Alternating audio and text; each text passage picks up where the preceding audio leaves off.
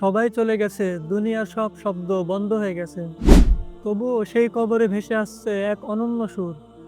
যে ব্যক্তি দুনিয়ায় কোরআনের সাথে ছিল, তার কবরেও কোরআন একা থাকতে দেয় না। তার কবর হয় নূরের উৎস। সে ভালোবাসতো আল্লাহর কালামকে, ঘুম ভেঙে উঠে বলতো, এই কালামই তো আমার বন্ধু। আজ তার কবরেও সেই বন্ধু পাশে বসে। কোরআন তেলাওয়াত যেন হয়ে দাঁড়ায় আল্লাহ তাআলার নৈকট্যের চাবিকাঠি। রাসূলুল্লাহ সাল্লাল্লাহু আলাইহি ওয়াসাল্লাম বলেছেন, কোরআন কিয়ামতের দিন তার সাথীর সুপারিশ করবে। আর কবর সেই সুপারিশে আগে থেকেই সাড়া দিয়ে বলে, তুমি এই কবরে একা নও, তোমার সাথী কোরআনও এই কবরে উপস্থিত। ভাই ও বোনেরা, আপনি যদি চান আপনার কবরেও কোরআন তেলাওয়াত হোক, তবে দুনিয়ায় কোরআনের সাথে বন্ধুত্ব করুন।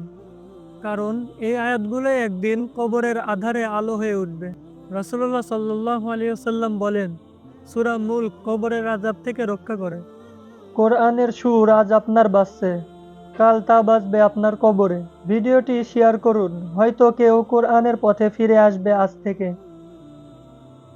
তো আজ এই পর্যন্তই, দেখা হচ্ছে নতুন কোনো ভিডিওতে। ততদিন সুস্থ থাকুন, ভালো থাকুন। আসসালামু আলাইকুম।